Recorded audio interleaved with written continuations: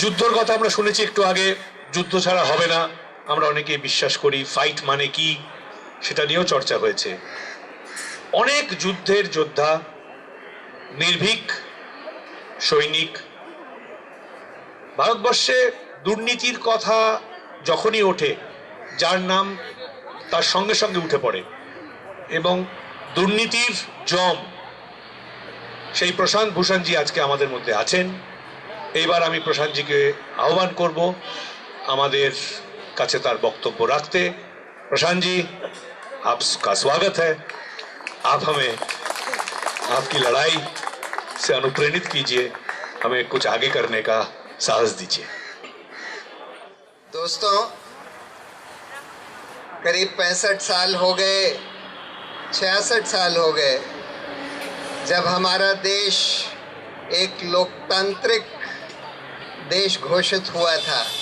हमने एक संविधान बनाया था, उसमें लिखा है कि हमारे देश में लोकतंत्र होगा। हम अपने प्रतिनिधि को चुनेंगे, वोट डालकर चुनेंगे, और फिर वो प्रतिनिधि तय करेंगे कि इस देश में क्या नीतियां बननी हैं, क्या कानून बनने हैं। लेकिन अगर आज हम ये सवाल पूछें कि क्या हम वोट दे सकते हैं, उसका ईमानदार जवाब है हाँ, वोट दे सकते हैं। ज़्यादातर लोग बगैर दबाव के वोट दे पाते हैं, अपने प्रतिनिधि को चुन पाते हैं। लेकिन हम दूसरा सवाल पूछें कि क्या अधिकतर लोग इस देश के अपने प्रतिनिधियों से खुश हैं, अपनी सरकारों, अपनी चुनी हुई सरकारों से खुश हैं? क्या लोग ये मानते हैं कि उनकी सरकारें उनके लिए, जनता के लिए काम कर रही हैं? क्या लोग ये मानते हैं कि सरकारें ईमानदारी से काम कर रही हैं? तो इसका ईमानदार जवाब होगा कि नहीं।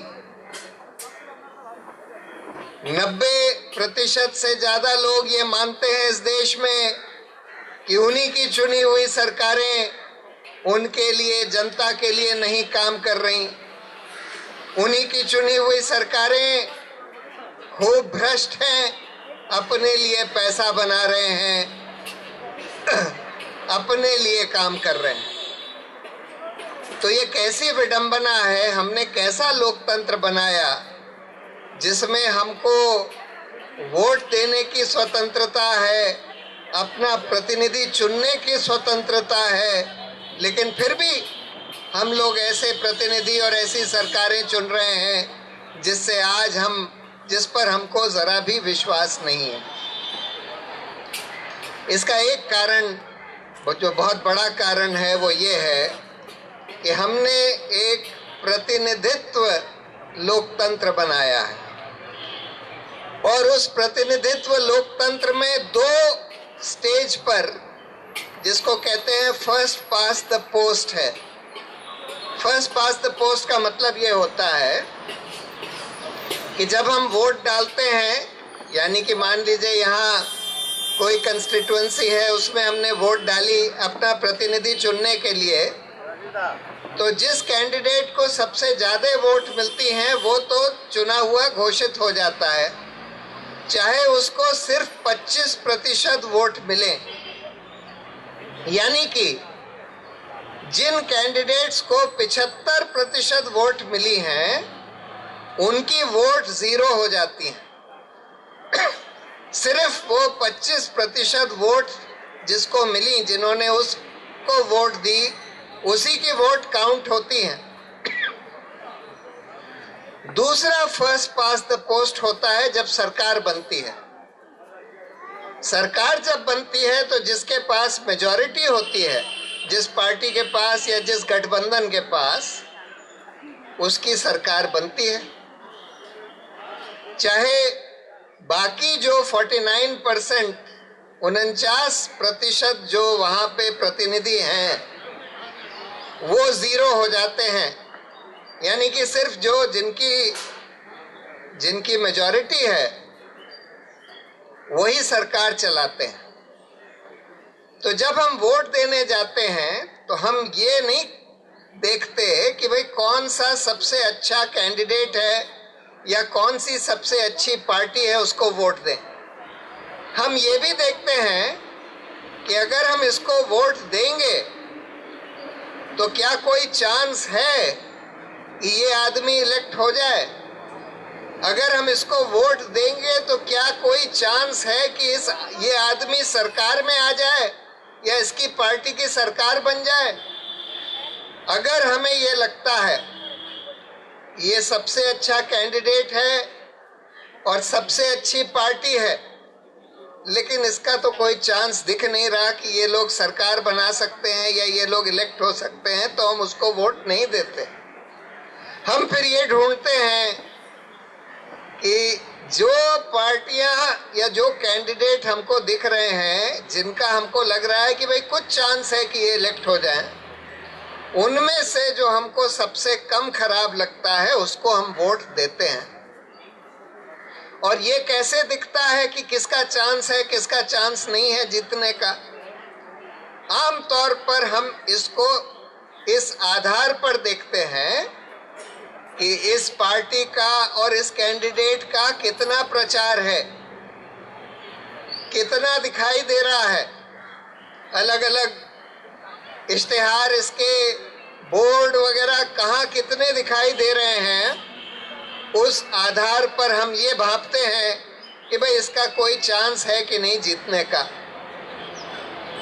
और इस वजह से सिर्फ वही पार्टियां दिखाई देती हैं, वही कैंडिडेट्स दिखाई देते हैं कि भाई इनका कुछ चांस है जीतने का, जिनका बहुत प्रचार होता है। और प्रचार आमतौर पर पैसे के आधार पर होता है। तो जिन पार्टियों के पास, जिन कैंडिडेट्स के पास बहुत पैसा है, वही दिखाई देते हैं। तो घूम फिर कर हम उन्हीं में से देखते हैं कि इनमें से कौन सा हमको सबसे कम खराब लगता है और उनमें से किसी को हम वोट देते हैं।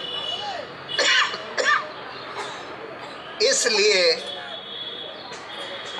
मजबूर होकर इस प्रतिनिधित्व लोकतंत्र में, जिसमें फर्स्ट पास द पोस्ट 2 जगह पर है, उस पर हम मजबूर होकर ऐसी सरकारें और ऐसे लोगों को अपना प्रतिनिधि चुन लेते हैं जिन पर हमको कोई विश्वास नहीं है या कोई खास विश्वास नहीं है। ये इस हमारे देश के लोकतंत्र की एक बहुत बड़ी कमजोरी है और इस लोकतंत्र की एक बहुत बड़ी विडंबना है। तो इससे एक बड़ा सवाल ये खड़ा होता है कि हमने जब लोकतंत्र बनाया तो एक प्रतिनिधित्व लोकतंत्र बनाया, पार्टिसिपेटरी लोकतंत्र नहीं बनाया, सीधा लोकतंत्र नहीं बनाया। यानी कि हम लोग सिर्फ अपना प्रतिनिधि चुनते हैं, हम लोग अपनी नीतियां नहीं चुन सकते, हम लोग अपने कानून नहीं चुन सकते। जब लोकपाल का आंदोलन हुआ तो हर ओपिनियन पोल ये दिखा रही थी कि 80% लोग इस देश के जन लोकपाल जैसा कानून चाहते हैं जो हम लोगों ने बनाया था। लेकिन फिर भी जो लोग चुने हुए थे, जो सरकार थी और जो पार्टियां पार्लियामेंट में थी, उन्होंने बोला कि नहीं जी, हम पार्लियामेंट में हैं, हम आपकी बात क्यों माने, आपकी हिम्मत हो तो आप हमको चुनकर बताइए। और उन्होंने ऐसा कानून बनाया जो कि बहुत कमज़ोर था। ये दूसरी बात है कि वो कमज़ोर कानून भी आज कार्यान्वित नहीं किया गया है। आज तक कोई लोकपाल नहीं बना है। 2 साल से ज़्यादा हो गए वो कानून बने हुए, लेकिन आज तक पहले कांग्रेस ने और अब मोदी जी ने पिछले 1.5 साल से ज़्यादा हो गए हैं, सरकार को 2.25 साल करीब हो गए हैं, 2.25 साल में अभी तक लोकपाल की नियुक्ति नहीं करी। चाहे वो कमजोरी हो, लेकिन उस कमजोर लोकपाल की भी नियुक्ति नहीं करी। जैसे उन्होंने गुजरात में 12 साल तक कोई लोक आयुक्त की नियुक्ति नहीं करी थी। तो एक हमको जिसकी अब बात शुरू करनी चाहिए, हम लोग बार बार इलेक्टोरल रिफॉर्म्स की बात करते हैं, लेकिन हमको आज वो बुनियादी बात करने का समय आ गया है, जिसको हम डेमोक्रेसी रिफॉर्म्स कहते हैं। लोकतंत्र में हमें सुधार चाहिए। हमको इस प्रतिनिधित्व लोकतंत्र से आगे बढ़कर सीधे लोकतंत्र की तरफ बढ़ना है, जो कि आज ज्यादातर देशों में होता है। सीधा लोकतंत्र का क्या मतलब है कि जनता खुद तय करे कि वो क्या नीतियां चाहते हैं, कैसे कानून चाहते हैं, कैसे फैसले चाहते हैं। वो कैसे तय करेंगे? ग्राम सभा जो होती है किसी भी गांव में, ग्राम सभा के सारे एडल्ट लोग मेंबर होते हैं और उनकी सभा होती है, और उस सभा में वो लोग बैठकर मिलकर तय करते हैं कि उनको क्या चाहिए, क्या व्यवस्था चाहिए। खुद सीधा सीधा वोट करके तय करते हैं, बातचीत करके, वोट करके। अब ग्राम सभा बड़े उस पर नहीं हो सकती, बड़े स्केल पर नहीं हो सकती। यानी कि अगर आप ब्लॉक में जाएं या किसी डिस्ट्रिक्ट में जाएं या फिर राज्य में जाएं या पूरे देश में कोई देश का मुद्दा हो, तो आप पूरे देश की सभा नहीं कर सकते। लेकिन उसका एक तरीका दुनिया में ढूंढा गया है, जिसको इनिशिएटिव्स एंड रेफरेंडम कहते हैं। यानी कि अगर 1 या 2% लोग लिखकर ये दे दें कि भाई हमको ये कानून चाहिए, हमको जन लोकपाल जैसा कानून चाहिए, तो उस पर रेफरेंडम कराया जाता है पूरे देश में। रेफरेंडम को हिंदी में क्या कहते हैं? जनमत संग्रह। जनमत संग्रह होता है और उसमें लोग वोट देकर ये तय कर सकते हैं कि उनको वो कानून चाहिए कि नहीं चाहिए। अगर अधिकतर लोग ये वोट देकर तय करें कि उनको जन लोकपाल जैसा कानून चाहिए, तो जन लोकपाल का कानून उस देश में बन जाता है, उस राज्य में बन जाता है जहां पर वो जनमत संग्रह कराया गया। ये दुनिया के अधिकतर देशों में ऐसा प्रावधान किया गया है जहां पर लोकतंत्र है। हिंदुस्तान उन बहुत कम देशों में ऐसा देश है जहां पर जनमत संग्रह का कोई प्रावधान नहीं है।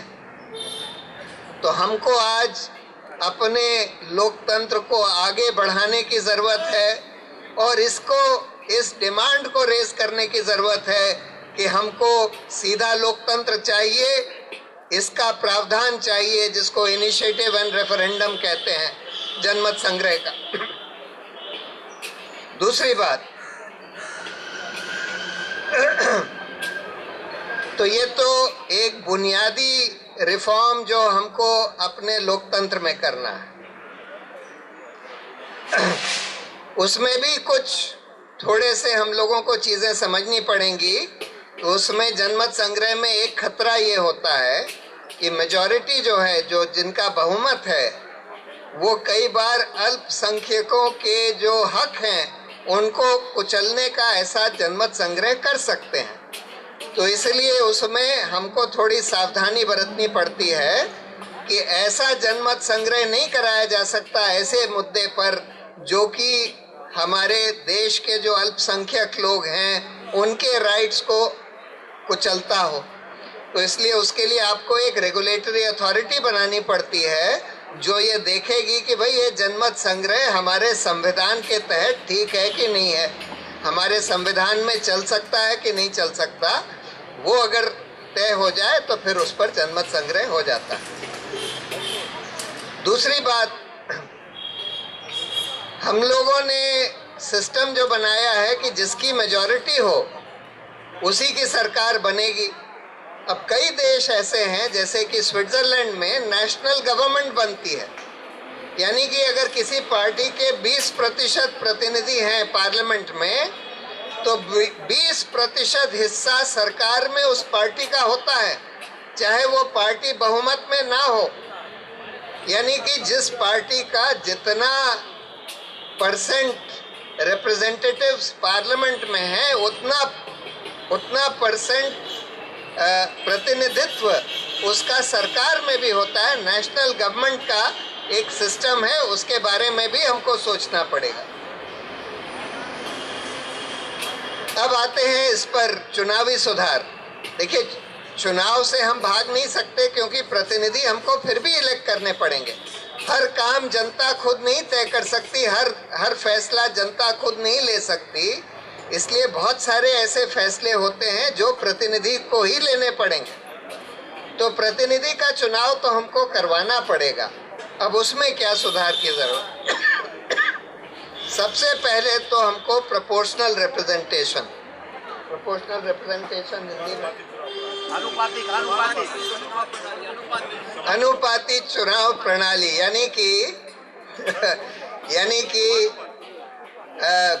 देखिए, आज तो फर्स्ट पास द पोस्ट है ना। जैसे मैंने बताया कि जिसको सबसे ज्यादा वोट मिली वही बस प्रतिनिधि बन गया। अब इसमें हो ये रहा है कि जैसे भाजपा को पिछले चुनाव में 30% वोट मिले हिंदुस्तान में, लेकिन उनकी सरकार बनी हुई है। यानी 30% लोगों ने जिस पार्टी का समर्थन किया वो आज पूरे देश के ऊपर राज कर रहे हैं।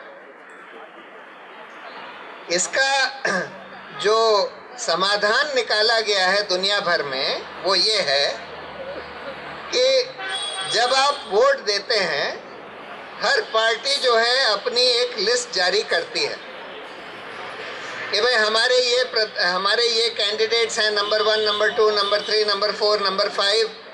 जैसे 540 सीट हैं तो उन्होंने 540 लोगों की लिस्ट दे दी हर पार्टी ने। हम जब वोट देते हैं तो हम एक वोट पार्टी को डालते हैं और दूसरा वोट उस पार्टी में जो हमारा सबसे प्रेफर्ड कैंडिडेट है उसको भी डाल देते हैं। हर एक जने ने उस तरह से वोट डाल दी कि अपनी जो सबसे चहेती पार्टी है उसको वोट डाली और उसमें उस पार्टी में जो सबसे चहेता कैंडिडेट है उसको भी एक वोट डाली। अब जब जनगणना होती है वोट की तो पहले ये देखा जाता है कि किस पार्टी के कितने प्रतिशत वोट आए। यानी कि कोई छोटी पार्टी है जिसके सिर्फ 5% वोट आए तो 5% सांसद उस पार्टी के होंगे। यानी 540 अगर संसद में हैं तो 25 और 2 27 सांसद उस पार्टी के होंगे। अब कौन से 27 होंगे? एक तरीका ये होता है कि पहले 27 उस पार्टी ने जो लिस्ट बनाई है उसमें पहले 27 को आप कर लीजिए। लेकिन उससे बेहतर तरीका ये है कि क्योंकि हर एक आदमी ने दूसरी वोट अपने चहेते कैंडिडेट को भी दी है, तो आप ये देखिए कि उनके सारे कैंडिडेट्स में ऊपर सबसे ज्यादा वोट किसको मिली, सेकंड नंबर पर किसको मिली, तीसरे नंबर पर किसको मिली, और पहले 27 जिनको सबसे ज्यादा मिली हो उनको आप बोले कि ये लोग इलेक्ट हो गए उस पार्टी के। इससे कई फायदे होंगे। देखिए, पहला फायदा ये होगा कि आज जो लोग डर के अपनी चहेती पार्टी को और कैंडिडेट को वोट नहीं देते, ये डर के कि भाई इसको वोट देंगे तो हमारी वोट खराब हो जाएगी क्योंकि इसके जीतने का कोई चांस नहीं है, आगे चलकर लोग बिल्कुल उसी को वोट देंगे, उसी पार्टी को वोट देंगे जो उनकी चहेती पार्टी है, और उसी कैंडिडेट को वोट देंगे जो उनका चहेता कैंडिडेट है। फिर ये डर नहीं रहेगा कि भाई अगर हम इसको वोट देंगे तो हमारी वोट तो बर्बाद हो जाएगी, क्योंकि कॉन्टेस्ट तो सिर्फ इन 2 बड़ी बड़ी पार्टियों में है। क्योंकि 5%, 2% भी आपकी वोट आती है तो 10-11 सांसद तो होंगे उसके। तो इसलिए एक बहुत बड़ा फायदा ये होगा। दूसरा फायदा ये होगा कि ऐसा नहीं होगा कि एक पार्टी के 25% वोट पड़े लेकिन सरकार पूरी उसी की बन गई। फिर ये होगा कि सरकार डिस्ट्रीब्यूट हो जाएगी। हमको सरकार बनाने की प्रणाली बदलनी पड़ेगी। जो आज जो चल रहा है ये ठीक है कि किसी पार्टी की मेजॉरिटी नहीं आया करेगी। जैसे आज भाजपा की मेजॉरिटी आ गई है, कोई पार्टी की मेजॉरिटी नहीं आएगी इस देश में। लेकिन हमको एक सिस्टम बनाना पड़ेगा कि भाई नेशनल गवर्नमेंट ऐसे बन सकती है, लोगों को मिलजुल कर सरकार बनानी पड़ेगी, चलानी पड़ेगी, और फैसले उस तरह से लेने पड़ेंगे सरकार के कि जिसमें आप सबको लेकर फैसले लें, कंसेंसस से लें या वहां की मेजॉरिटी से लें। जो आज चल रहा है जिस तरह से, ये सब नहीं चलेगा। तो एक तो ये रिफॉर्म हुआ। दूसरा, राइट टू रिकॉल की काफी बात हो चुकी है, आप लोग सुन चुके हैं। आज एक बार हम किसी को चुन लेते हैं तो उसके बाद उसको हम हटा नहीं सकते, तो उसकी बस ये धौंस हो जाती है कि भाई हमको तो चुन लिया गया है, हम जो चाहें करें।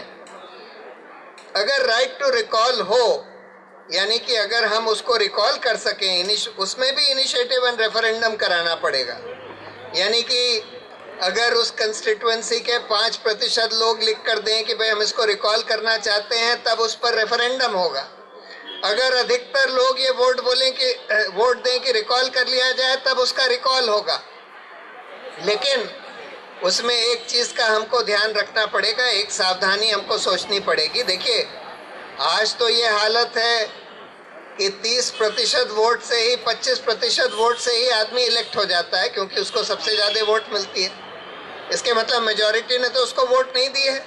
अगर हम इस तरह से रिकॉल करने लगेंगे तो ज्यादातर लोग रिकॉल होने लगेंगे। तो हमको साथ साथ ये भी करना पड़ेगा कि जब किसी का रिकॉल होता है तो उसी के साथ कोई ऑल्टरनेटिव कैंडिडेट को साथ में इलेक्ट कराना पड़ेगा।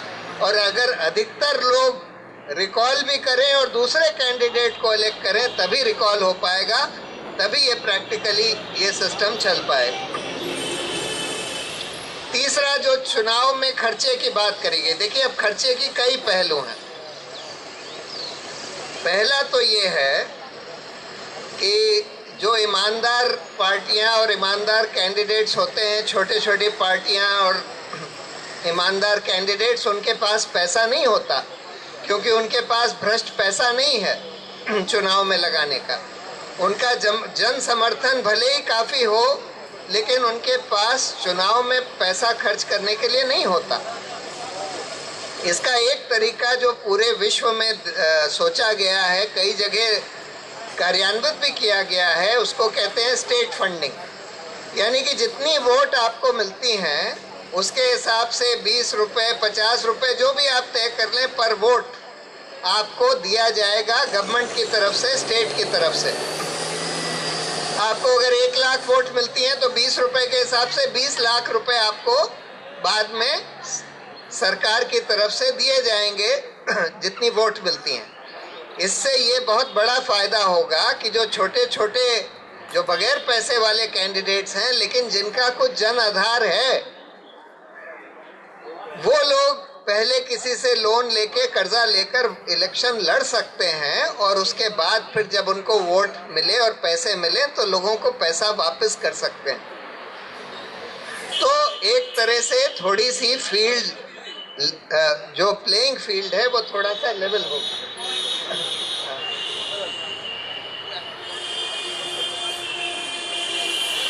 दूसरी बात यह है कि जिनके पास अवैध पैसा है उनके पास तो बेइंतहा पैसा है। अभी अरुण जी ने बताया कि सैकड़ों करोड़ खर्च होता है एक एक चुनाव में, उसको तो कोई मैच कर नहीं सकता।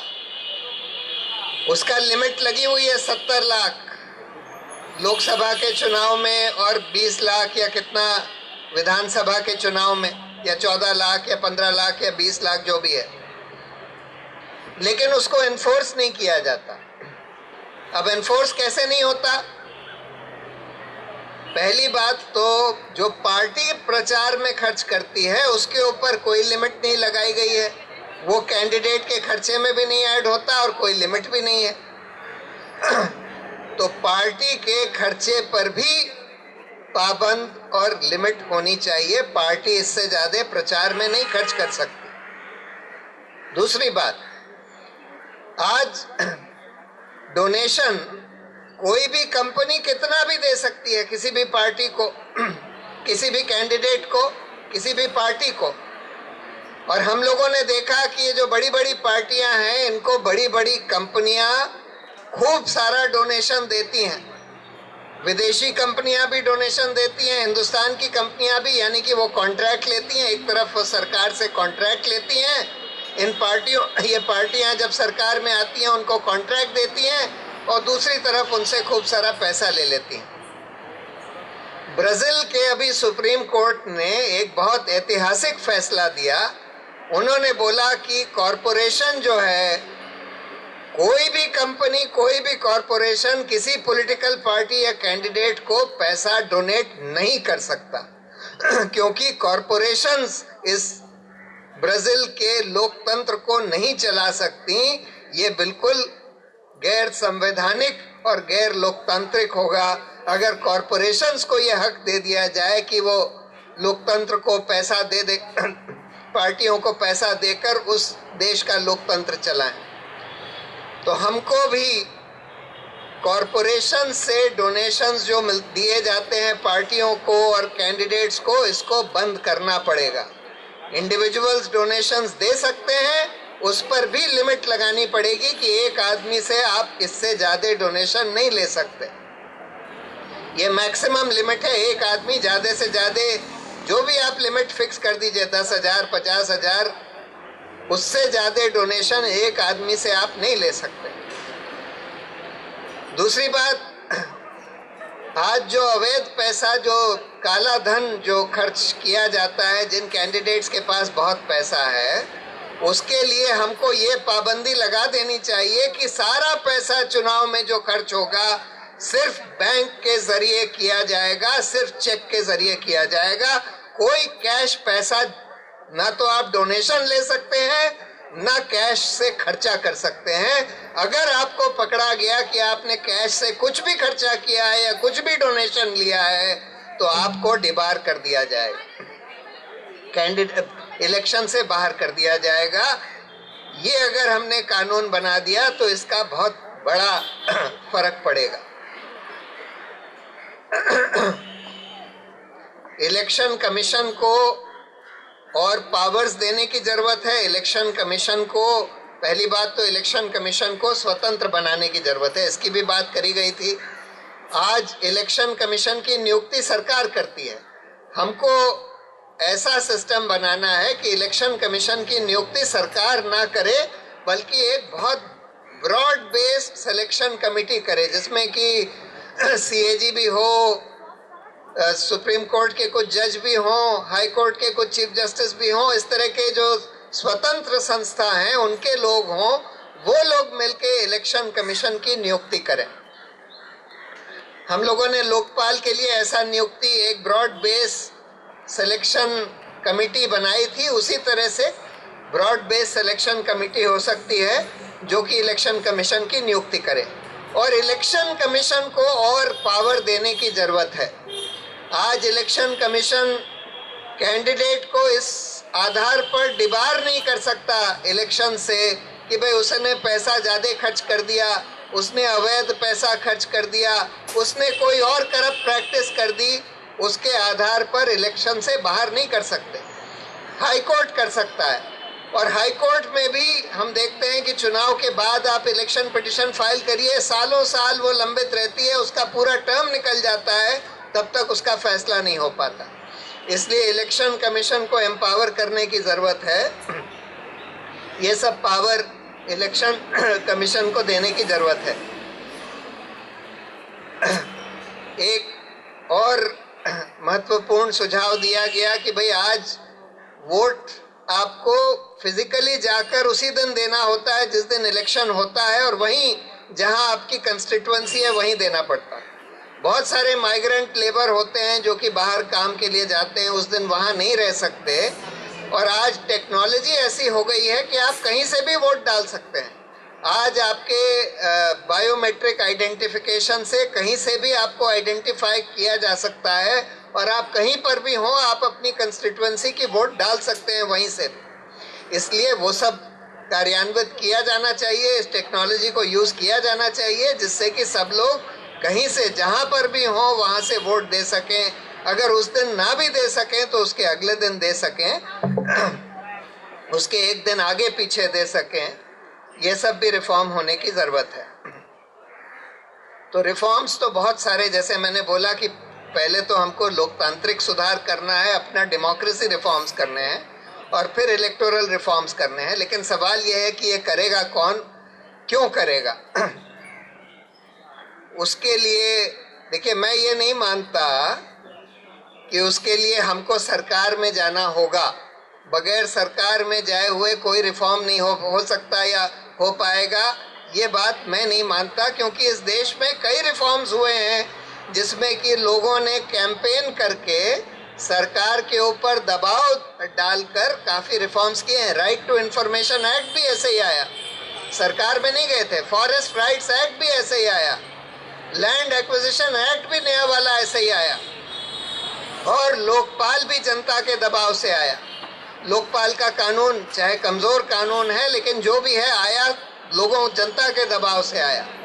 इसलिए अगर हम लोग संगठित होकर इसके लिए संघर्ष करते हैं, ईमानदारी से संघर्ष करते हैं, बिल्कुल सोचकर स्ट्रेटेजिक तरह से संघर्ष करते हैं, पॉलिटिकल पार्टी से डायलॉग बनाते हैं, पूरा सुधार का वो बनाकर जनता के सामने रखते हैं, जनता के सामने ले जाते हैं, तो उसका ज़रूर दबाव पड़ेगा और उससे बदलाव आने की पूरी उम्मीद है। जहाँ तक पॉलिटिकल पार्टी बनाने की बात है, बहुत सारे लोग ये कहते हैं कि नहीं जी, जब तक पॉलिटिकल पार्टी बनाकर हम चुनाव नहीं जीत पाते तब तक हम कुछ नहीं कर पाएंगे। उसके बारे में मैं बस एक चीज़ कहना चाहता हूँ कि देखिए, उसमें अगर हमने कोई जल्दीबाजी करी है, ठीक है कि हमको चुनाव से कोई परहेज नहीं है, हम लोग पॉलिटिकल पार्टी से कोई परहेज नहीं करते। हम चाहते हैं कि भाई यहाँ पर एक आदर्श राजनीति हो, वैकल्पिक राजनीति हो इस देश में। लेकिन अगर हम जल्दीबाजी में बगैर अपने संगठन में वो पारदर्शिता, वो जवाबदेही और वो लोकतांत्रिक प्रक्रिया जब तक स्थापित नहीं कर लेते, अगर उससे पहले हम पार्टी बनाएंगे तो फिर उसका वही हश्र होगा जो आम आदमी पार्टी के संग हुआ, कि बिल्कुल एक गैर लोकतांत्रिक, गैर पारदर्शी, गैर जवाबदेही पार्टी आम पार्टी की तरह बनकर रह गई। तो हमको जब भी हम पार्टी बनाएं, हमको बहुत तैयारी के साथ अगर हम चुनाव में उतरते हैं तो उसके लिए बहुत आंतरिक तैयारी चाहिए। अगर हम वैकल्पिक राजनीति करना चाहते हैं और उसके लिए बहुत ठोस तैयारी की ज़रूरत है, उस तैयारी के बाद ज़रूर उतर सकते हैं, लेकिन उससे पहले हमको बहुत सारे काम करने पड़ेंगे। और उससे बड़ा काम ये है कि हमको कम से कम कुछ बड़े आंदोलन देश में करके दिखाने पड़ेंगे।